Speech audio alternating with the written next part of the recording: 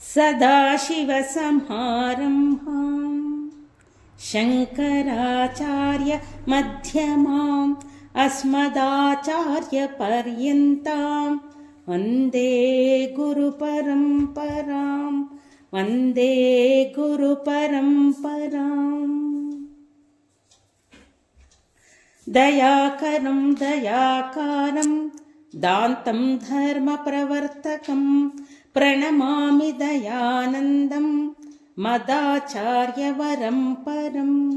ಶ್ರೀದಯಾನಂದಚರಣೌ ಮನಸಾ ಸ್ಮರಾಮಿ, ಶ್ರೀಚಿದ್ರೂಪಾನಂದಚರಣೌ ಶಿರಸಾ ನಮಾಮಿ, ಪುನರ್ ಪುನರ್ ನಮಾಮಿ. ಗುರು ಪರಂಪರೆಗೆ ಅನಂತ ಪ್ರಣಾಮಗಳನ್ನು ಸಲ್ಲಿಸ್ತಾ ನಿಮ್ಮೆಲ್ಲರಿಗೂ ಪ್ರಾತಃ ಕಾಲದ ಶುಭೋದಯಗಳು. ಅದ್ವೈತ ಮಕರಂದದ ಮಂಗಳಾಚರಣೆಯ ಶ್ಲೋಕವನ್ನು ಓದಿ.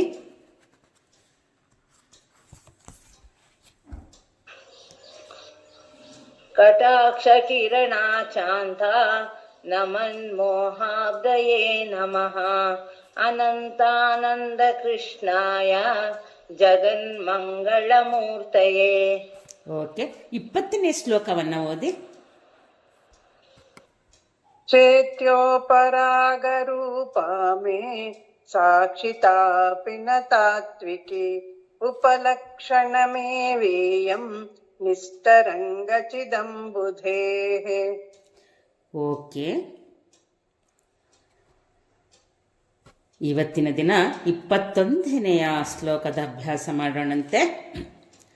ಅಮೃತಾಬ್ದೇರ್ನ ಮೇ ಜೀರ್ಣಿಃ ಮೃಷಾ ಡಿಂಡೀರ ಜನ್ಮಭಿಃ ಸ್ಫಟಿಕಾದ್ರೇರ್ನ ಮೇ ರಾಗಃ ಸ್ವಾಪ್ನ ಸಂಧ್ಯಾಭ್ರವಿಭ್ರಮೈಃ. ಯಾರಾದ್ರೂ ಹೇಳ್ತೀರಾ?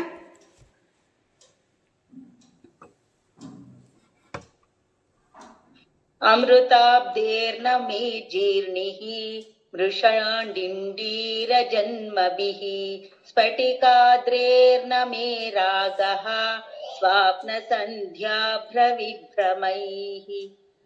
ಓಕೆ, ಬಹಳ ಅದ್ಭುತವಾದಂತಹ ಶ್ಲೋಕ ಇದು.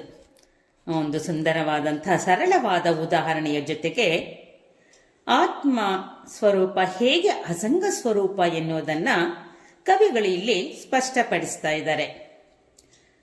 ನಾವು ಈ ಒಂದು ಶ್ಲೋಕದ ಪದ ವಿಭಾಗವನ್ನು ಮಾಡಿಕೊಂಡಿದ್ದೆ ಆದರೆ ಅರ್ಥ ಸುಲಭವಾಗಿ ತಿಳಿಬಹುದು.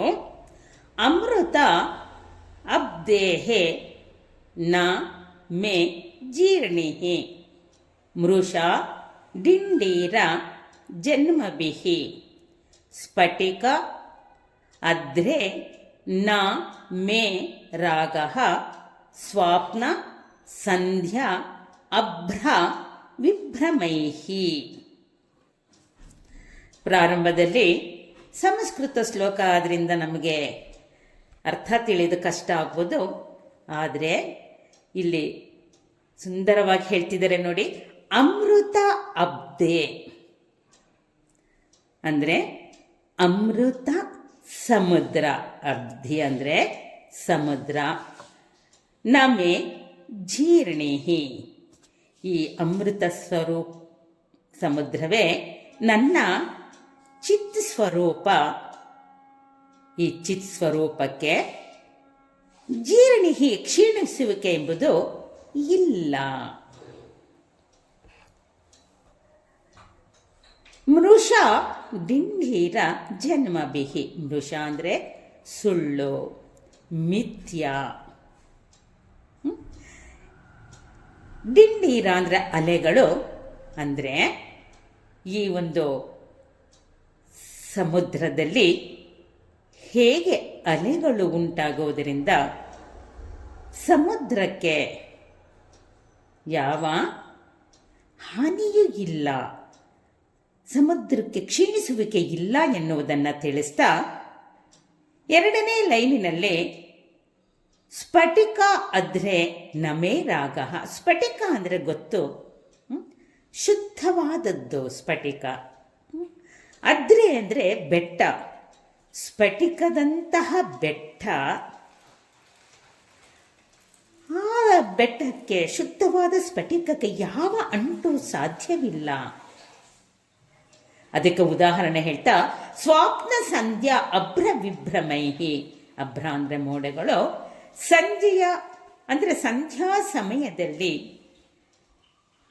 ಏನು ಮೋಡಗಳು ಬಣ್ಣ ಬಣ್ಣಗಳಿಂದ ತುಂಬಿರುತ್ತೋ ಆ ಬಣ್ಣಗಳು ಸ್ಫಟಿಕದಂಥ ಬೆಟ್ಟದಂತೆ ಇರುವಂತಹ ಸ್ಫಟಿಕಕ್ಕೆ ಆ ಬಣ್ಣಗಳ ಅಂಟು ಇರುವುದಿಲ್ಲ ಅನ್ನೋದನ್ನು ಇಲ್ಲಿ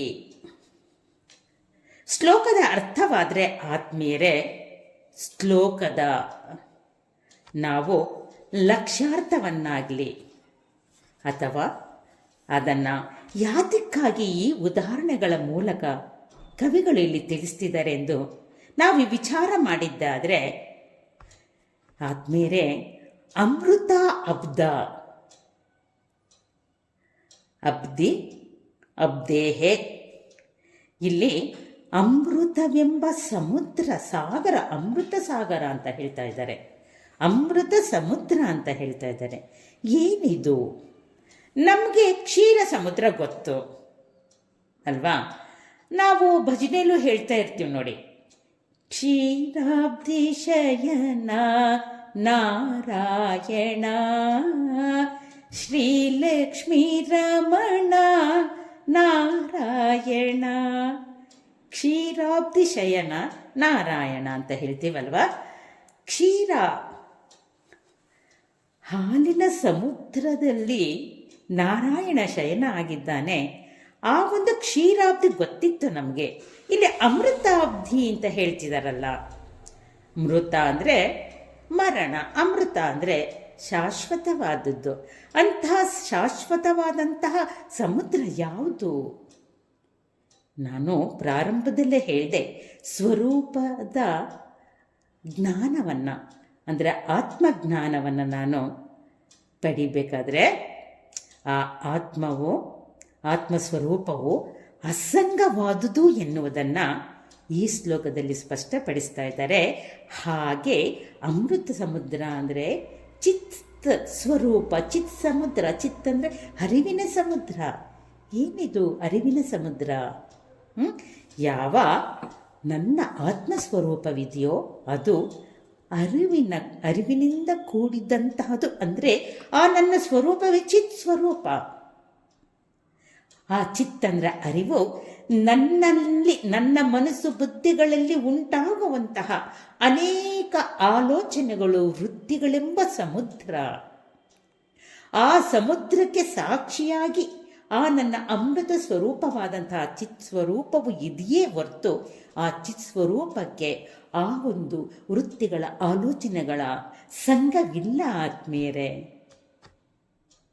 ಇಂತಹ ಅಮೃತ ಸ್ವರೂಪವಾದ ನನ್ನ ಚಿತ್ ಸ್ವರೂಪಕ್ಕೆ ನಾ ಜೀರ್ಣ, ಜೀರ್ಣಿಹಿ ಅಂದರೆ, ಜೀರ್ಣಿಹಿ ಅಂದರೆ ಏನು?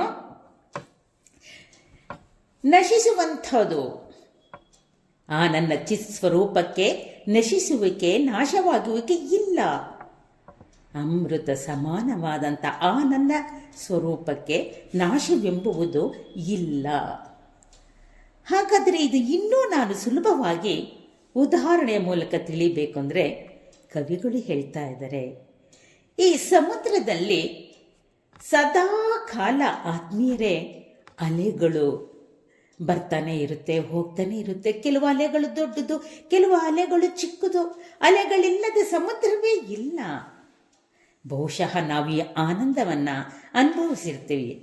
ಸಮುದ್ರ ತೀರಕ್ಕೆ ಹೋದಾಗ ಆಹಾ, ಆ ಶಬ್ದದಿಂದ ಒಡಗೂಡಿ ಆ ಸಮುದ್ರದ ಅಲೆಗಳು ಚಿಕ್ಕದು ದೊಡ್ಡದು ಬರ್ತವೆ ಹೋಗ್ತವೆ.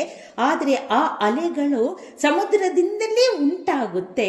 ಆದರೆ ಸಮುದ್ರಕ್ಕೆ ಆ ಅಲೆಗಳು ಏನೂ ಮಾಡಲು ಸಾಧ್ಯವಿಲ್ಲ.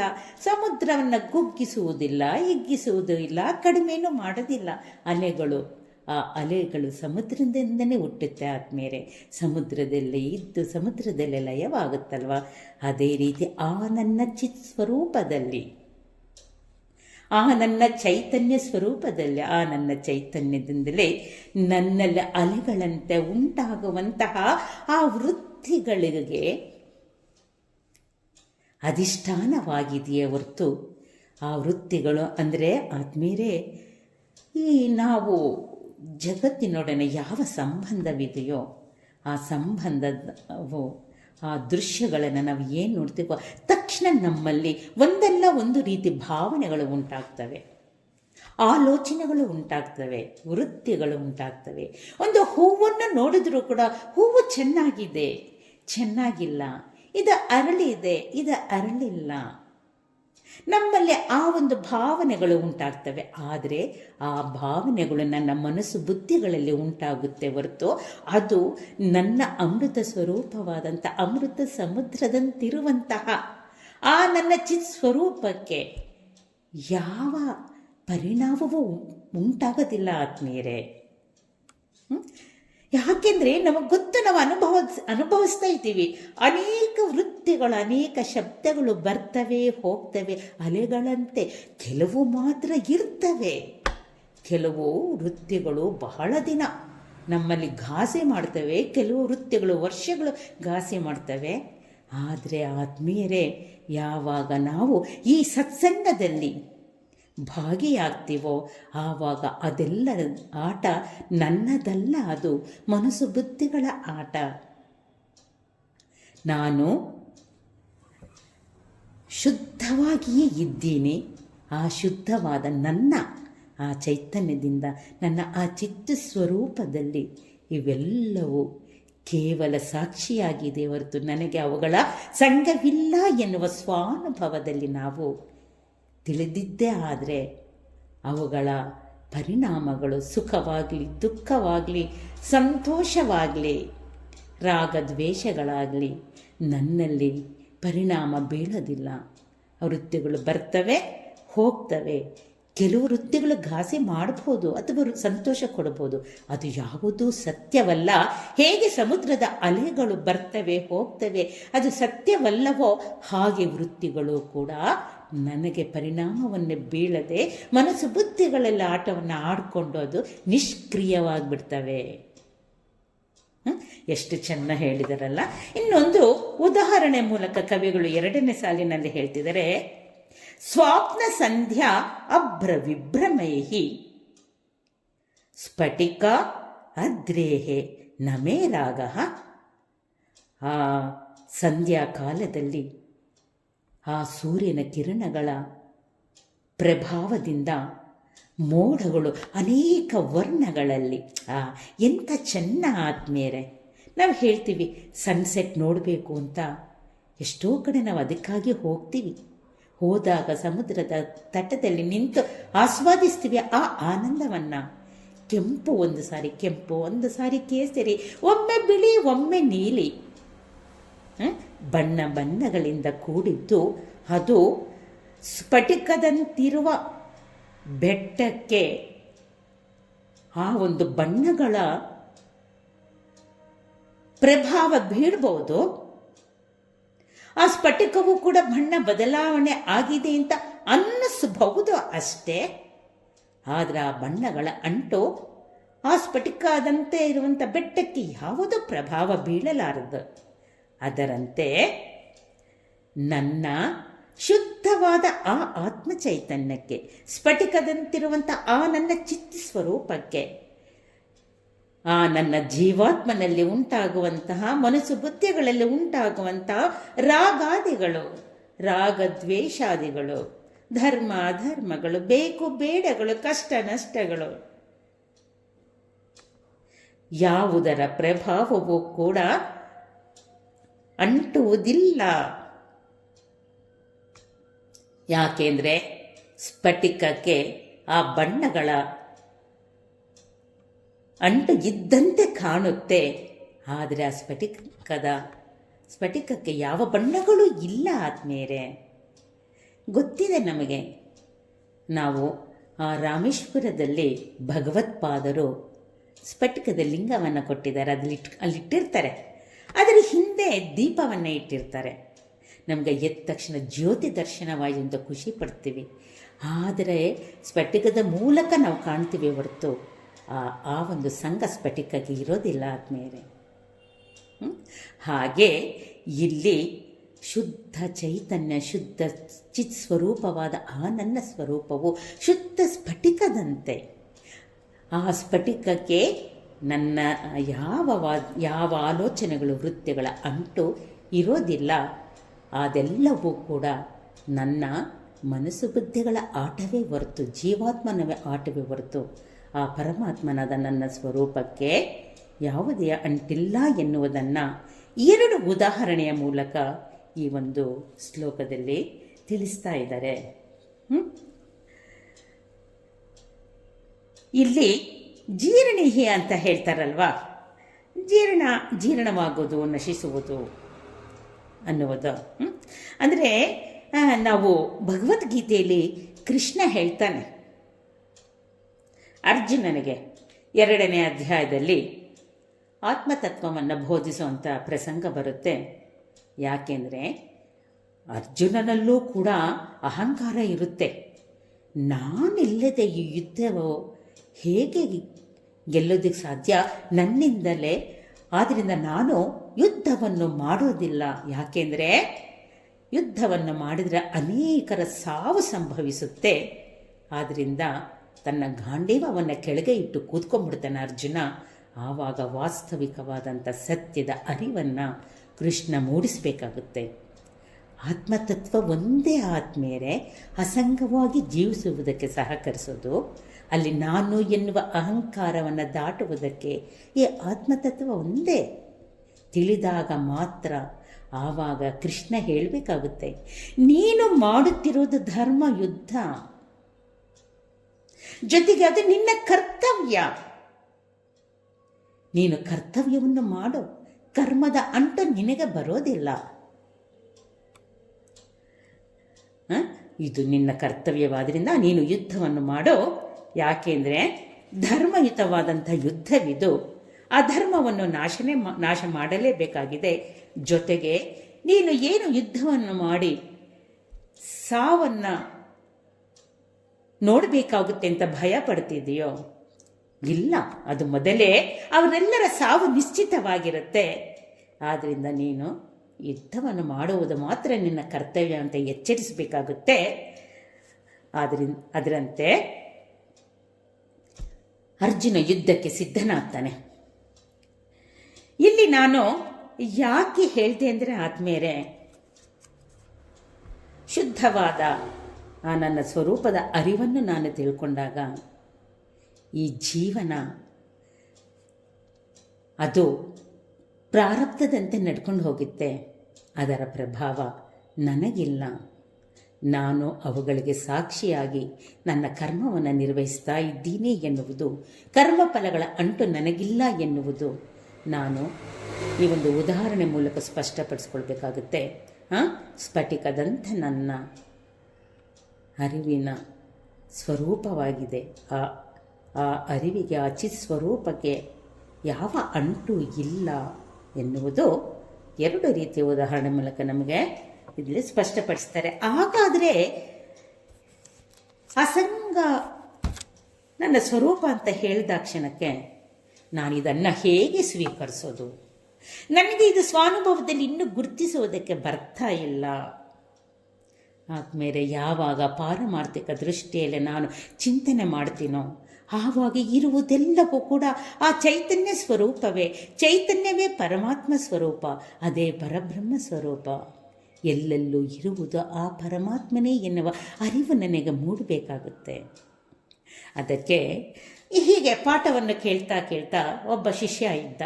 ಹಾಗಾದರೆ ಎಲ್ಲೆಲ್ಲೂ ಪರಬ್ರಹ್ಮನೇ ಇದ್ದಾನೆ, ಪರಮಾತ್ಮನೇ ಇದ್ದಾನೆ ಅಂದಮೇಲೆ ನಾನು ಯಾವುದಕ್ಕೂ ನಾನು ಹಿಂಸೆಯನ್ನು ಕೊಡೋದಾಗಲಿ ಅಥವಾ ತಪ್ಪು ಅರ್ಥವನ್ನು ಮಾಡ್ಕೋಬಾರ್ದು, ಎಲ್ಲೆಲ್ಲೂ ಪರಬ್ರಹ್ಮನೇ ಇದ್ದಾನೆ ಅಂತ ಹೇಳಿ ಅವನ ಮನಸ್ಸು ಒಂಥರ ಖುಷಿ ಆಗೋಯ್ತು. ಅವನ ಮನಸ್ಸಿನಲ್ಲಿ ಒಂದು ರೀತಿಯ ಆನಂದ ಉಂಟಾಗೋಯ್ತು.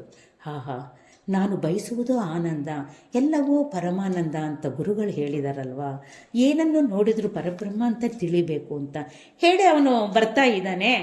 ಅಲ್ಲಿ ಮುಂದೆ ಆನೆ ಬರ್ತಾ ಇದೆ. ಹೌದು, ಆನೆಯೂ ಕೂಡ ಪರಬ್ರಹ್ಮನೇ ಅಲ್ವಾ? ಅದು ಏನೂ ಮಾಡೋದಿಲ್ಲ, ನಾನು ಅದಕ್ಕೋಸ್ಕರ ಎದುರ್ಕೊಳ್ಳಂಗಿಲ್ಲ ಅಂತ ಹೇಳ್ಬಿಟ್ಟು ಸೀದಾ ಬರ್ತಾ ಇದ್ದಾನೆ ಮಹಾರಾಯ ಶಿಷ್ಯ. ಅವನು ಮಾವುತ ಇದ್ದಾನೆ, ಆನೆ ಮೇಲೆ ಕುಳಿತು ಹೇಳ್ತಾ ಇದ್ದಾನೆ ಅತ್ತ ಸರಿ ಅಂತ ಹೇಳ್ತಾ ಇದ್ರು ಕೂಡ ಅವನು ಆ ಒಂದು ಇದರಲ್ಲಿ ಬ್ರಹ್ಮನ ಗುರುಗಳು ಹೇಳಿದಂಥ ಅರ್ಥದಲ್ಲಿ ನಿಂತು ಬರ್ತಿದ್ದಾನೆ. ಆತ್ಮೀಯರೇ, ಇಲ್ಲಿ ಎಚ್ಚರ ಯಾರಿಗೆ ಬೇಕು, ಯಾವಾಗ ಹೇಗೆ ಇರಬೇಕು? ನನ್ನ ಸ್ವರೂಪ ಚಿತ್ ಸ್ವರೂಪ ಕರೆಕ್ಟು, ಬ್ರಹ್ಮಸ್ವರೂಪ, ನಾನು ಪರಮಾತ್ಮನೇ ಇದ್ದೀನಿ ಕರೆಕ್ಟು. ಆದರೆ ಪಾರಮಾರ್ಥಿಕ ದೃಷ್ಟಿಯಲ್ಲಿ ನಾನು ಆನಂದಿಸಬೇಕು ಹೊರತು ವ್ಯಾವಹಾರಿಕ ದೃಷ್ಟಿಯಲ್ಲಿ ವ್ಯವಹಾರವನ್ನು ಹೇಗೆ ಮಾಡಬೇಕೋ ಹಾಗೆ ಮಾಡಬೇಕಾಗುತ್ತೆ. ಅದಕ್ಕೆ ಸ್ವಾಮೀಜಿಯವರು ಹೇಳ್ತಾರೆ, ವೇದಾಂತವನ್ನು ಬಾಹ್ಯದಲ್ಲಿ ಬಳಸದಿರು, ಆದರೆ ಶುದ್ಧ ವೇದಾಂತ ಸ್ವಚ್ಛ ಜೀವನವನ್ನು ಉಂಟು ಮಾಡುತ್ತೆ. ಆದ್ದರಿಂದ ಸ್ವಚ್ಛ ಜೀವನವೇ ಶುದ್ಧ ವೇದಾಂತ. ರಾಗದ್ವೇಷರಹಿತವಾದಂತಹ ಸರ್ವತ್ರವೂ ಭಗವಂತನನ್ನು ಗುರುತಿಸುವುದು ಶುದ್ಧ ವೇದಾಂತ, ಜೊತೆಗೆ ಸ್ವಚ್ಛ ಜೀವನ. ಆದರೆ ಇಲ್ಲೇ ಆದ್ಮೇಲೆ ಈ ಒಂದು ಕಥೆಯಲ್ಲಿ ನಾನು ಹೇಳಬೇಕಾದ್ರೆ, ಮಾವುತ ಕೂಡ ಬ್ರಹ್ಮನಲ್ಲವೇ? ಅವನು ಕೂಡ ಎಚ್ಚರ ಮಾಡ್ತಿದ್ನಲ್ವಾ, ಆನೆ ಬರ್ತಿದ್ದ ಸರಿ ಅಂತ. ಅದರ ಜೊತೆಗೆ ಆನೆಗೆ ಈ ಅರಿವಿರೋದಿಲ್ಲ ಅಲ್ವಾ? ಯಾವ ಒಂದು ಪ್ರಬುದ್ಧತೆ ಆನೆಗೆ ಇರೋದಿಲ್ಲ. ತನ್ನ ನೇರ ದೃಷ್ಟಿಯಲ್ಲಿ ಗಮನೆ ಅಂತ ನಾವು ಹೇಳ್ತೀವಿ, ತನ್ನ ಮಾರ್ಗದಲ್ಲಿ ತಾನು ಹೋಗ್ತಿರುತ್ತೆ. ಅದಕ್ಕೆ ಅಡ್ಡ ಬಂದವನು ಬುದ್ಧಿವಂತನಾದಂತಹ ಈ ಮಾನವನು ಎಚ್ಚರ ತಗೊಳ್ಬೇಕಾಗುತ್ತೆ. ಹೌದು, ಆನೆಗೆ ಇದರ ಅರಿವಿಲ್ಲ, ಆ ಅರಿವಿರೋದು ನನಗೆ, ನಾನು ಎಚ್ಚರ ತಗೊಳ್ಬೇಕು ಅಂತ. ಹಾಗೆ ಆತ್ಮೀಯರೇ, ಈ ಜಗತ್ತಿನಲ್ಲಿ ಎಚ್ಚರದಿಂದ ಜೀವಿಸಬೇಕಾಗಿರೋದು ನಾವು. ಈ ಎಚ್ಚರವನ್ನು ಕೊಡುವುದೇ ಈ ಶುದ್ಧ ವೇದಾಂತ. ಅದರಂತೆ ಈ ಒಂದು ನಾವು ಶ್ಲೋಕದಲ್ಲಿ ವಿಚಾರ ಮಾಡಿದರೆ, ಅಸಂಗನಾದಂತಹ ಪರಬ್ರಹ್ಮ ಸ್ವರೂಪವೇ ನನ್ನ ಸ್ವರೂಪ. ಆ ಒಂದು ನನ್ನ ಸ್ವರೂಪದ ಅಧಿಷ್ಠಾನದಲ್ಲಿ ಈ ಜೀವಾತ್ಮವು ಬೆಳೀತಾ ಇದೆ. ಜೀವಾತ್ಮನ ತನ್ನ ಆಟವನ್ನು ಆಡ್ತಾ ಇದ್ದಾನೆ, ಜಗತ್ತಿನೊಡೆ ಸೇರಿ, ಮಿಥ್ಯಾ ಜಗತ್ತಿನೊಡನೆ ಸೇರಿ. ಈ ಒಂದು ಜ್ಞಾನವನ್ನು ನಾನು ಪಡೆದಾಗ ಮಾತ್ರ ನಾನು ಅಸಂಗನೆಂದು ತಿಳಿಯೋದಕ್ಕೆ ಸಾಧ್ಯ. ಅದಕ್ಕೆ ನಿಧಿಧ್ಯಾಸನ ಶ್ಲೋಕದಲ್ಲಿ ಭಗವತ್ಪಾದರು ಹೇಳ್ತಾರೆ, ಅಸಂಗೋಹಂ ಅಸಂಗೋಹಂ ಅಸಂಗೋಹಂ ಪುನಃ ಪುನಃ ಸಚ್ಚಿದಾನಂದ ಸ್ವರೂಪೋಹಂ ಅಹಮೇವಾ ಮೌಹ್ಯಯಃ. ಅಸಂಗನಾದಂಥ ನಾನು ಈ ಜಗತ್ತಿನ ಸಂಬಂಧಗಳನ್ನು ಹೇಗೆ ಅರ್ಥ ಮಾಡಿಕೊಳ್ಬೇಕು ಅನ್ನುವುದನ್ನು ಈ ಒಂದು ಶ್ಲೋಕದಲ್ಲಿ ಉದಾಹರಣೆ ಮೂಲಕ ಸ್ಪಷ್ಟಪಡಿಸಿದರು. ಸಮುದ್ರದ ಅಲೆಯ ಉದಾಹರಣೆ ಒಂದಾದರೆ, ಶುದ್ಧವಾದ ಸ್ಫಟಿಕದಂತೆ ಎನ್ನುವಂಥ ಎರಡು ಉದಾಹರಣೆ ಮೂಲಕ ನಮಗೆ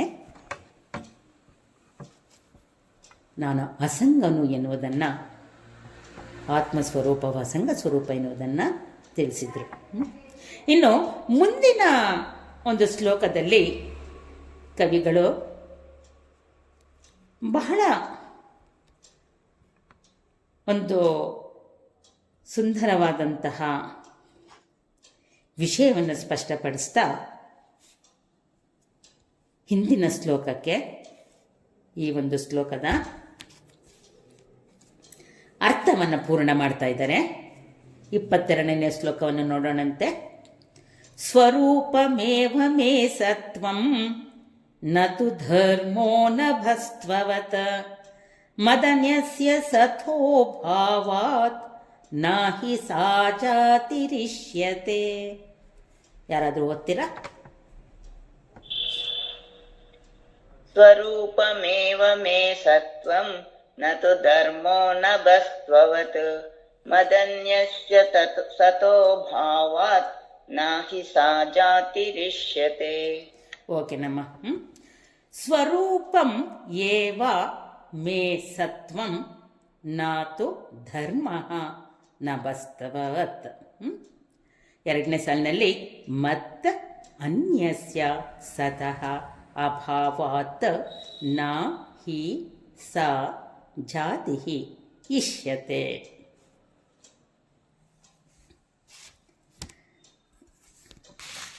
ಆದ್ಮೇಲೆ ನಾವು 2ನೆಯ ಶ್ಲೋಕದಲ್ಲಿ ಅಭ್ಯಾಸ ಮಾಡಿದ್ವಿ. ಅಹಮಸ್ಮಿ ಸದಾ ಭಾಮಿ ಕದಾಚಿನ್ನಾಹಮಪ್ರಿಯ ಅಲ್ವಾ. ಆಮೇಲೆ ಅದರಲ್ಲಿ ನಮ್ಗೆ ಹೇಳ್ತಾರೆ ಏನಂತ, ಬ್ರಹ್ಮೈವಾಹಮಥ ಸಿದ್ಧಂ ಸಚ್ಚಿದಾನಂದ ಲಕ್ಷಣಂ. ಆಹಾ, ನಾನು ಅಹಮಸ್ಮಿ ಸದಾ ಭಾಮಿ, ನಾನು ಸದಾ ಇದ್ದಾನೆ, ಸದಾ ಬೆಳಗ್ತಾ ಇದ್ದೇನೆ. ನಾನು ಸಚ್ಚಿದ ಲಕ್ಷಣ ಸ್ವರೂಪದಿಂದ ನಾನೇ ಬ್ರಹ್ಮ ಎಂದು ಸಿದ್ಧವಾಯಿತು ಅಂತ ಹೇಳಿದ ಕ್ಷಣಕ್ಕೆ ನಮಗೆ ಅದರ ಲಕ್ಷ್ಯಾರ್ಥವನ್ನು ನಾನು ವಿಚಾರ ಮಾಡಬೇಕಾಗುತ್ತೆ. ಆ ಒಂದು ಶ್ಲೋಕದಲ್ಲಿ ಹೇಳಿದಂಥ ಸಚ್ಚಿದಾನಂದ ಲಕ್ಷಣ ಎನ್ನುವುದನ್ನು ಸತ್ ಚಿತ್ತ ಆನಂದ ಎನ್ನುವ ಆ ಒಂದು ಶಬ್ದಗಳ ಅರ್ಥವನ್ನು ಈ 22, 23, 24ರಲ್ಲಿ ಕವಿಗಳು ಸ್ಪಷ್ಟಪಡಿಸ್ತಾ ಇದ್ದಾರೆ. ಯಾಕೆಂದರೆ ಗ್ರಂಥದ ಅಂತಿಮ ಭಾಗದಲ್ಲಿ ನಾವಿದ್ದೀವಿ. ನನ್ನ ಲಕ್ಷಣ ಸಚ್ಚಿದಾನಂದ ಲಕ್ಷಣ ಅಂತ ಹೇಳಿದ್ರಿ. ನೀವು ಹೇಳಿದ್ರಿ ಆ ಒಂದು ಸಚ್ಚಿತ್ ಅಂದರೆ ಆ ಚಿತ್ ಸ್ವರೂಪಕ್ಕೆ, ಸತ್ಸ್ವರೂಪಕ್ಕೆ ಯಾವುದೇ ಲಕ್ಷಣವೂ ಇಲ್ಲ, ಯಾವುದೇ ಗುಣಧರ್ಮಗಳಿಲ್ಲ ಅಂತ ನೀವು ಹೇಳಿದ್ರಿ. ಆದರೆ ಇವಾಗ ಲಕ್ಷಣ ಎನ್ನುವ ಶಬ್ದವನ್ನು ಸೇರಿಸ್ತಾ ಇದ್ದೀರಲ್ಲ, ಸಚ್ಚಿತ್ ಆನಂದ ಲಕ್ಷಣ ಅಂತ. ಹಾಗಾದರೆ ನಾವು ಹೇಗೆ ಅರ್ಥ ಮಾಡಿಕೊಳ್ಳೋದು ಎನ್ನುವುದು ಪ್ರತಿಪಕ್ಷೀಯ ವಾದಿನೂ ಆಗುತ್ತೆ, ಅಥವಾ ನಮ್ಮಂತಹ ಸಾಧಕರಲ್ಲೂ ಕೂಡ ಈ ಭಾವನೆ ಉಂಟಾಗುವುದು ಸಹಜ ಅಲ್ವಾ. ಹಾಗಾದರೆ ಆ ನನ್ನ ಸತ್ ಸ್ವರೂಪ ಅಂದರೆ ಏನು ಅನ್ನುವುದನ್ನು ಈ ಒಂದು ಶ್ಲೋಕದಲ್ಲಿ ತಿಳಿಸ್ತಾ ಇದ್ದಾರೆ. ಸತ್ವಂ ಮೇ ಸ್ವರೂಪಮೇವ. ಸತ್ವಂ, ಸತ್ವಂ, ಸತ್ವಂ, ಸತ್ ಎನ್ನುವುದೇ ನನ್ನ ಸ್ವರೂಪವಾಗಿದೆ. ನದು ಧರ್ಮ, ಅದು ನನ್ನಲ್ಲಿರುವಂಥ ಧರ್ಮವಲ್ಲ, ಅದು ನನ್ನ ಸ್ವರೂಪವೇ ಹೊರತು, ನನ್ನ ಸಹಜ ಸ್ಥಿತಿಯೇ ಹೊರತು, ಅದು ನನ್ನಲ್ಲಿರುವಂಥ ಧರ್ಮವಲ್ಲ. ಆ ಸ್ವರೂಪ, ಸತ್ಸ್ವರೂಪ ಎನ್ನುವುದು ನನ್ನ ಧರ್ಮವಲ್ಲ. ನಭಸ್ತ್ವವತ್, ಒಂದು ಉದಾಹರಣೆ ಮೂಲಕ ಅಂತಲೇ ಹೇಳ್ಬೋದು, ತಿಳಿಸ್ತಾರೆ. ಆಕಾಶದಂತೆ ಅಂದರೆ ಆಕಾಶವು ಎಂದಕ್ಕೂ ಆಕಾಶವೇ ಆತ್ಮೀಯರೇ, ಆಕಾಶವೇ ಆಕಾಶದ ಸ್ವರೂಪವಲ್ವಾ. ಅದಕ್ಕೆ ಯಾವುದೂ ಸರಿಸಾಟಿ ಇಲ್ಲ. ಆಕಾಶವು ಆಕಾಶದಂತೆಯೇ ಇರುತ್ತೆ ಹೊರತು ಅದಕ್ಕೆ ಮತ್ತೊಂದರ ಹೋಲಿಕೆಯೇ ಇಲ್ಲ. ಯಾಕೆಂದರೆ ಸರ್ವವ್ಯಾಪಕವಾದದ್ದು ಆಕಾಶ. ಅದರಂತೆ ಆತ್ಮವು ಕೂಡ ಎಂದೆಂದು ಆತ್ಮವಾಗಿಯೇ ಆತ್ಮವೇ ಹೊರತು ಅದರಲ್ಲಿ ಎಂದೂ ಬದಲಾವಣೆ ಇಲ್ಲ ಅನ್ನುವುದಕ್ಕೆ ನಭಸ್ತ್ವವತ್ ಅಂತ ಇಲ್ಲಿ ಹೇಳ್ತಾ ಇದ್ದಾರೆ. ಇನ್ನು ಮತ್ ಅನ್ಯಸ್ಯ ಸತಃ ಅಭಾವಾತ್, ನೋಡಿ, ಹಿ ನಾಹಿ ಸಾ ಜಾತಿ ಹಿ ಇಷ್ಯತೆ. ಹಿ ಅಂದರೆ ಏಕೆಂದರೆ, ಸ ಆ ಆತ್ಮನನ್ನು ಬಿಟ್ಟು, ಮತ್ತು ಅನ್ಯಸ್ಯ ಸತಃ ಅಭಾವಾತ್, ಇನ್ನೊಂದು ಸದ್ವಸ್ತು ಅಭಾವಾತ್ ಇಲ್ಲದೆ ಇರುವುದರಿಂದ ಈ ಆತ್ಮನನ್ನು ಜಾತಿ ಇಷ್ಯತೆ, ಜಾತಿ ಇದೆ ಎಂದು ನಾ ಇಷ್ಯತೆ ಹೇಳೋದಿಕ್ಕೆ ಬರೋದೇ ಇಲ್ಲ, ಪರಿಗಣಿಸೋದಿಕ್ಕೆ ಸಾಧ್ಯನೇ ಇಲ್ಲ. ಯಾಕೆಂದರೆ ಅನೇಕ ವಸ್ತುಗಳಿದ್ದರೆ ಅನೇಕ ವಸ್ತುಗಳ ರೂಪನಾಮ ಗುಣ ಧರ್ಮಗಳು ಬೇರೆ ಇರ್ತವೆ. ಆದರೆ ಸದ್ವಸ್ತು ಇರುವುದು ಒಂದೇ. ಅದಕ್ಕೆ ಮತ್ತೊಂದರ ಅಭಾವ ಅಂದರೆ ಇನ್ನೊಂದು ಸದ್ವಸ್ತು ಇಲ್ಲದೆ ಇರುವುದರಿಂದ ಆ ಸದ್ವಸ್ತುವಿಗೆ ಯಾವುದೇ ಧರ್ಮವೂ ಇಲ್ಲ, ಜಾತಿಯೂ ಇಲ್ಲ ಅಂತ ಹೇಳಿ ಇಲ್ಲಿ ಕವಿಗಳು ಹೇಳ್ತಾ ಇದ್ದಾರೆ.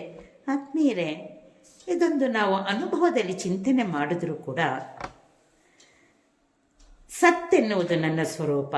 ಹೇಗೆ ಅಂದರೆ, ಸತ್ ಅಂದರೆ ಕನ್ನಡದಲ್ಲಿ ಇರುವಿಕೆ, ಇದೆ. ಈ ನನ್ನ ಸ್ವರೂಪವಾದಂತಹ ಈ ಸತ್ಸ್ವರೂಪ ಸದಾ ಇದ್ದ ಕಾರಣದಿಂದ ಜಗತ್ತಿನೊಡನೆ ನಾವು ಅನೇಕ ವಿಷಯಗಳನ್ನು, ಅನೇಕ ದೃಶ್ಯಗಳನ್ನು ತಿಳಿತೀವಿ, ನೋಡ್ತೀವಿ, ಕೇಳ್ತೀವಿ ಅಲ್ವಾ? ಈ ಪುಸ್ತಕ ಇದೆ, ಲ್ಯಾಪ್ಟಾಪ್ ಇದೆ, ಪೆನ್ ಇದೆ. ಜಗತ್ತಿನಲ್ಲಿ ದೃಶ್ಯವಾಗಿ ನೋಡುತ್ತಿರುವಂತಹ ಅನೇಕ ವಸ್ತುಗಳಿದೆ. ಜೀವರಾಶಿಗಳಿಂದ ತುಂಬಿದೆ ಜಗತ್ತು. ಉದಾಹರಣೆಗೆ ಒಂದು ಹೂವನ್ನು ತಗೊಳ್ಳೋಣ, ಅಥವಾ ಆ ಹೂವಿನಲ್ಲಿರುವಂತಹ ವಿಶೇಷ ಗುಣಗಳನ್ನು, ಧರ್ಮಗಳನ್ನು ನಾವು ನೋಡೋದಕ್ಕೆ ಸಾಧ್ಯ ಇದೆ ಅಲ್ವಾ? ಒಂದು ಗುಲಾಬಿ ಹೂವನ್ನು ತಗೊಂಡ್ರೆ ಆ ಹೂವಿನಲ್ಲಿ ಬಣ್ಣವಿದೆ, ಮತ್ತು ಅದರಲ್ಲಿ ಒಂದು ರೀತಿಯ ವಾಸನೆ ಇದೆ. ಅವೆಲ್ಲವೂ ಆ ಹೂವಿನ ಧರ್ಮ, ಅದು ಗುಲಾಬಿ ಹೂವಿನ ಧರ್ಮ ಅದು ಅಲ್ವಾ? ಸಂಪಿಗೆ ಹೂವಿದೆ, ಅದರದೇ ಆದಂಥ ವಾಸನೆ ಇದೆ, ಬಣ್ಣವಿದೆ, ಆಕಾರವಿದೆ, ರೂಪವಿದೆ. ಇದನ್ನು ನಾವು ವಸ್ತುಗಳಲ್ಲಿ ನೋಡ್ತೀವಿ ಅಲ್ವಾ? ಜಗತ್ತಿನಲ್ಲಿ ಕಾಣುವಂಥ ಪ್ರತಿಯೊಂದು ವಸ್ತುವು ಕೂಡ ಇಂಥದೇ ಜಾತಿ ಅಂತ ಇದೆ, ಧರ್ಮವಿದೆ. ಉದಾಹರಣೆಗೆ ಆದ್ಮೇಲೆ ನಮ್ಮ ಮಾನವ ಜಾತಿಯನ್ನೇ ತಗೊಂಡ್ರೆ ಸ್ತ್ರೀ ಜಾತಿ, ಪುರುಷ ಜಾತಿ ಅಂತ ಇದೆ. ಅಥವಾ ಧರ್ಮ ವರ್ಣಗಳ ದೃಷ್ಟಿಯಲ್ಲಿ, ಧರ್ಮ ಜಾತಿಗಳ ದೃಷ್ಟಿಯಲ್ಲಿ ಮಾನವನಲ್ಲಿ ಕೂಡ ನಾವು ಎಷ್ಟು ರೀತಿಯ ಜಾತಿಗಳನ್ನು ನೋಡ್ತೀವಿ. ಪಶು ಪಕ್ಷಿಗಳಲ್ಲಿ ನೋಡ್ತೀವಿ, ಪ್ರಾಣಿಗಳಲ್ಲಿ ನೋಡ್ತೀವಿ. ಹೀಗೆ ಜಗತ್ತಿನಲ್ಲಿ ಕಾಣುವಂತಹ ಎಲ್ಲ ವಸ್ತುಗಳಿಗೂ ಕೂಡ ಧರ್ಮವಿದೆ. ಆದರೆ ಇಲ್ಲಿ ಹೇಳ್ತಿದ್ದಾರೆ, ಸತ್ವಂ ಮೇ ಸ್ವರೂಪಮೇವ. ಆ ಸತ್ಯ ಇರುವಿಕೆ ಎನ್ನುವಂತಹ ಅದು ಸದಾ ಇದೆ, ಇದ್ದ ಕಾರಣದಿಂದ ಅದೇ ನನ್ನ ಸ್ವರೂಪವಾಗಿದೆ. ಸದಾ ಇದೆ ಇರುವಿಕೆಯೇ ನನ್ನ ಸ್ವರೂಪವಾದ ಕಾರಣದಿಂದ ಇರುವಂತಹ ವಸ್ತುಗಳನ್ನು ನಾನು ನೋಡುವುದಕ್ಕೆ ಸಾಧ್ಯವಾಗ್ತಿದೆ. ಜಗತ್ತಿನೊಡನೆ ನಾನು ವ್ಯವಹರಿಸುತ್ತಿರುವಂತಹ ಈ ವಸ್ತುಗಳಿಗೆ ಧರ್ಮ ಗುಣಗಳೆಲ್ಲವೂ ಇದೆ.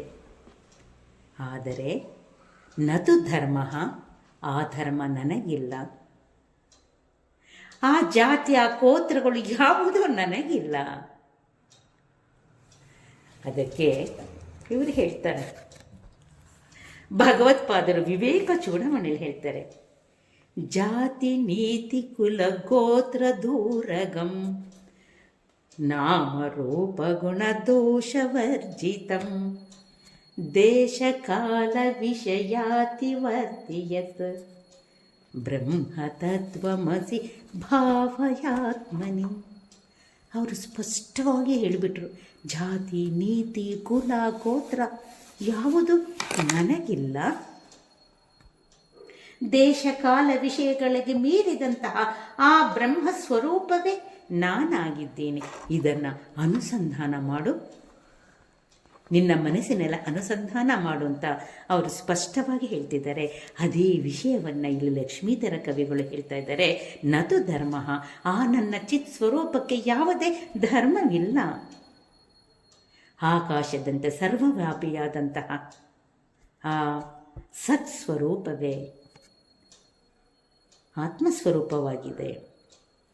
ಇಲ್ಲೊಂದು ಲಾಜಿಕ್ ಆಗಿ ಹೇಳ್ತಾ ಇದ್ದಾರೆ, ಮತ್ತು ಅನ್ಯ ಸತಃ ಅಭಾವಾತ್, ಇನ್ನೊಂದು ಆತ್ಮವಿದೆ, ಇನ್ನೊಂದು ಚಿತ್ ಸ್ವರೂಪವಿದೆ ಅಂತ, ಏನಾದರೂ ಸತ್ಸ್ವರೂಪವಿದೆ ಅಂತ ನಾನು ವಿಚಾರ ಮಾಡಿದ್ದೆ ಆದರೆ ಅದು ಅನಾತ್ಮ ಆಗ್ತಿತ್ತು. ಆದ್ಮೇಲೆ ಅದು ದ್ವೈತವಾಗ್ಬಿಡ್ತಿತ್ತು, ಅದ್ವೈತ ಆಗ್ತಿರ್ಲಿಲ್ಲ. ಇರುವುದೇ ಒಂದೇ ಒಂದು, ಸತ್ಯೇವ ಆಸೀತು. ಹೇ ಸೌಮ್ಯ, ಇದಮಗ್ರೆ ಸತ್ಯೇವ ಆಸೀತು. ಉಪನಿಷತ್ತು ಸ್ಪಷ್ಟವಾಗಿ ಹೇಳ್ತಿದ್ದೆ, ಈ ಜಗತ್ತಿನ ಸೃಷ್ಟಿಯ ಪೂರ್ವದಲ್ಲೂ ಕೂಡ ಇದ್ದಿದ್ದು ಆ ಪರಮಾತ್ಮನೊಬ್ಬನೇ, ಅವನೇ ಸತ್ಸ್ವರೂಪ. ಅಂತಹ ಆತ್ಮನನ್ನು ಬಿಟ್ಟು ಇನ್ನೊಂದು ಸದ್ವಸ್ತು ಇಲ್ಲದೇ ಇದ್ದ ಕಾರಣದಿಂದ ಈ ಆತ್ಮನಿಗೆ ಜಾತಿ ಇದೆ ಅಂತ ಪರಿಗಣಿಸೋದಕ್ಕೆ ಸಾಧ್ಯ ಇಲ್ಲ. ಇದೆ ಎಂದು ಹೇಳಲಾಗುವುದಕ್ಕೆ ಸಾಧ್ಯವೇ ಇಲ್ಲ. ಇಂತಹ ಆತ್ಮನಿಗೆ ಯಾವುದೇ ಧರ್ಮ ಜಾತಿಗಳು ಇಲ್ಲ. ಆತ್ಮೇಲೆ ಯಾವಾಗ ಈ ಬಂಧನವಿರುತ್ತೋ ಆವಾಗ ಅದು ನಶಿಸಿ ಹೋಗುತ್ತೆ. ಅದು ಸತ್ಯವಲ್ಲ. ಅದು ಯಾವುದು ಸದಾ ಕಾಲ ಇರುತ್ತೋ ಅದು ಮಾತ್ರ ಸತ್. ಅದು ಬಿಟ್ಟು ಎಲ್ಲವೂ ಕೂಡ ಅಸತ್. ಈ ದೃಷ್ಟಿಯಿಂದ ಇಲ್ಲಿ ಕವಿಗಳು ಬಹಳ ಒಂದು ಸ್ಪಷ್ಟವಾಗಿ ಹೇಳ್ತಾ ಇದ್ದಾರೆ, ಜಗತ್ತಿನಲ್ಲಿ ಇರುವುದೆಲ್ಲವೂ ಇದೆ ಎಂದು ತಿಳಿಯುವುದಕ್ಕೆ ಆ ನನ್ನ ಸತ್ಸ್ವರೂಪವೇ ಕಾರಣ. ಯಾಕೆಂದರೆ ಸತ್ತಯಾ ಹಿ ಚಿತ್ತಯಾ ಹಿ ಹಂ. ರಮಣರು ಹೇಳ್ತಾರೆ, ಸತ್ತೇ ಚಿತ್ತು, ಚಿತ್ತೇ ಸತ್ತು. ಆ ಸತ್ತು ಸದಾ ಇದ್ದ ಕಾರಣದಿಂದ ದೃಶ್ಯವಾರಿತಂ, ಕಾಣುತ್ತಿರುವಂಥ ದೃಶ್ಯವೆಲ್ಲವನ್ನು ನೀನು ನೇತಿ ಮಾಡಿದಾಗ ನಿನಗೆ ಗೊತ್ತಾಗುತ್ತೆ, ಆ ಇರುವಿಕೆಯಿಂದ ಮಾತ್ರ ಇದೆಲ್ಲವೂ ಗೋಚರಿಸ್ತಾ ಇದೆ. ಅದು ಮಾತ್ರ ಸತ್ಯ. ಆ ಸತ್ತಿನ ಅಧಿಷ್ಠಾನದಲ್ಲಿ ನಾನು ಎಲ್ಲವನ್ನು ಕೂಡ ಅನುಭವಿಸ್ತಾ ಇದ್ದೀನಿ ಎನ್ನುವುದನ್ನು ರಮಣರು ಕೂಡ ತಮ್ಮ ಉಪದೇಶ ಸಾರದಲ್ಲಿ ತುಂಬ ಚೆನ್ನಾಗಿ ಹೇಳ್ತಾರೆ. ಅದರಂತೆ ನಮಗೆ ಈ ಶ್ಲೋಕದಲ್ಲಿ ಆತ್ಮೀಯರೇ ಸ್ಪಷ್ಟವಾಗುವುದು ಏನು ಅಂದರೆ, ನನ್ನ ಸ್ವರೂಪ ಸತ್ಸ್ವರೂಪವೇ ಹೊರತು ಯಾವುದೇ ರೀತಿಯಾದಂಥ ಲಕ್ಷಣಗಳಾಗಲಿ ಧರ್ಮವಾಗಲಿ ಜಾತಿಯಾಗಲಿ ಇಲ್ಲ. ಹಾಗಾದರೆ ನೀವು ಸಚ್ಚಿತ್ತ ಆನಂದ ಲಕ್ಷಣ ಅಂತ ಹೇಳಿದ್ರಲ್ಲ, ಶಬ್ದಗಳ ಮೂಲಕ ನನ್ನ ಅರಿವನ್ನು ನಾನು ಮೂಡಿಸ್ಕೊಳ್ಬೇಕಾಗುತ್ತೆ. ಅದಕ್ಕೆ ಆತ್ಮೀಯರೇ ಇಂದಿನ 20ನೆಯ ಶ್ಲೋಕದಲ್ಲಿ ಹೇಳಿದರು ನಮಗೆ, ಸಾಕ್ಷಿತಾಪಿನ ತಾತ್ವಿಕಿ ಉಪಲಕ್ಷಣಮೇವ ಏಯಂ ನಿಸ್ತರಂಗ ಚಿದಂಬುದೇಹೆ ಚೇತ್ಯೋಪರಾಗ ರೂಪಾಮೆ. ಆ ಶ್ಲೋಕದಲ್ಲಿ ಸ್ಪಷ್ಟಪಡಿಸಿದ್ರು, ಯಾವುದಾದ್ರೂ ವೃತ್ತಿಗಳು ಇದ್ದರೆ ಆ ವೃತ್ತಿಗಳಿಗೆ ನಾನು ಸಾಕ್ಷಿಯೇ ಹೊರತು, ಆವಾಗ ಸಾಕ್ಷಿ ಚೈತನ್ಯ ಅಂತ ಹೇಳ್ತೇವೆ ಹೊರತು, ವೃತ್ತಿಗಳು ಇಲ್ಲದೇ ಇದ್ದಾಗ ಇರುವುದು ಚೈತನ್ಯ ಮಾತ್ರ. ಅದೇ ರೀತಿ ಇಲ್ಲೂ ಕೂಡ ಸತ್ ಸ್ವರೂಪ ಸದಾ ಇರುವಿಕೆಯೇ ನನ್ನ ಸ್ವರೂಪ. ಆ ಇದೆ ಎಂದು ತಿಳಿಯುವುದಕ್ಕೆ ಸಾಕ್ಷಿಯಾದಂತಹ ನಾನು ಎಲ್ಲವನ್ನು ಅರಿತಿದ್ದೀನಿ. ಆದರೆ ನನ್ನ ಸ್ವರೂಪ ಸತ್ಸ್ವರೂಪ ಮಾತ್ರ. ಇದಕ್ಕೆ ನನ್ನ ಸತ್ಸ್ವರೂಪಕ್ಕೆ ಯಾವುದೇ ಧರ್ಮ ಲಕ್ಷಣಗಳ ಅಂಟಿಲ್ಲ ಎನ್ನುವುದನ್ನು, ಜಾತಿಗಳ ಅಂಟಿಲ್ಲ ಎನ್ನುವುದನ್ನು ನಮಗೆ ಈ ಒಂದು ಶ್ಲೋಕದಲ್ಲಿ ಸ್ಪಷ್ಟಪಡಿಸಿದ್ರು. ಒಂದಕ್ಕಿಂತ ಅಧಿಕವಾಗಿ ಇದರಲ್ಲಿ ಸ್ಪರ್ಧೆ ಇರುತ್ತೆ ಅಲ್ವಾ. ಇವಾಗ ನಾವೊಂದು ಕಾಂಪಿಟೇಷನ್ಗೆ ಯಾವುದಾದ್ರು ಕಾಂಪಿಟೇಷನ್ಗೆ ಸೇರಿದಾಗ ಅಲ್ಲಿ ಭಾಳ ಜನ ಇದ್ದಾಗ ನಾನು ಫಸ್ಟ್ ಬರಬೇಕು ಅವರಿಗಿಂತ ಎನ್ನುವ ಒಂದು ಭಾವ ನಮ್ಮಲ್ಲಿರುತ್ತೆ. ಆದರೆ ಏಕಮೇವ ಅದ್ವಿತೀಯಂ ಬ್ರಹ್ಮ, ಆ ಬ್ರಹ್ಮಸ್ವರೂಪ ಸತ್ತಾದಾಗ ಅಲ್ಲಿ ಇನ್ನೊಂದು ಸತ್ತಿರೋದಕ್ಕೆ ಸಾಧ್ಯವಿಲ್ಲ. ಇರುವುದು ಏಕಂ, ಇರುವುದು ಒಂದೇ ಒಂದು. ಅದೇ ಚೈತನ್ಯ. ಆ ಚೈತನ್ಯದ ಸದಾ ಆ ಇರುವಿಕೆಯೇ ಚೈತನ್ಯದ ಸ್ವರೂಪ. ಅದಕ್ಕೆ ಸತ್ಸ್ವರೂಪ ಅಂತ ಹೇಳಿ ಸತ್ತಿನ ವಿಚಾರವನ್ನು ನಮಗೆ ಇಲ್ಲಿ ಕವಿಗಳು ತಿಳಿಸ್ತಾ, ಸಚ್ಚಿತ್ ಆನಂದ ನನ್ನ ಸಹಜ ಸ್ವರೂಪ ಅಂತ ಹೇಳಿ ನಮಗೆ ಸ್ಪಷ್ಟ ಮಾಡ್ತಿದ್ದಾರೆ. ಇನ್ನು ಮುಂದಿನ ಶ್ಲೋಕದಲ್ಲಿ ಚಿತ್ ಸ್ವರೂಪ ಹೇಗೆ ಎನ್ನುವುದನ್ನು ಮತ್ತಷ್ಟು ನಮಗೆ ತಿಳಿಸ್ತಾ ಇದ್ದಾರೆ ಕವಿಗಳು. ಅದನ್ನು ಮುಂದಿನ ತರಗತಿಯಲ್ಲಿ ವಿಚಾರ ಮಾಡೋಣಂತೆ, ಮುಂದಿನ ಸತ್ಸಂಗದಲ್ಲಿ ವಿಚಾರ ಮಾಡೋಣಂತೆ. ಇವತ್ತು ಈ ಒಂದು ಸತ್ಸಂಗವನ್ನು ನಾವು ಪೂರ್ಣ ಮಾಡೋಣಂತೆ. ಓಂ ಪೂರ್ಣಮದಃ पूर्णमिदं पूर्णात् पूर्णमुदच्यते पूर्णस्य पूर्णमेवावशिष्यते ॐ शान्ति शान्ति शान्तिः हरिः ॐ श्रीगुरुभ्यो नमः हरिः ॐ बोलो सद्गुरुनाथ महाराज की जय स्वामी चिद्रूपानंद सरस्वती जी की जय स्वामी सुवेदानंद माता जी की जय ಓಂ ತತ್ಸತ್ ಎಲ್ಲರಿಗೂ ಧನ್ಯವಾದಗಳು ಧನ್ಯವಾದಗಳು.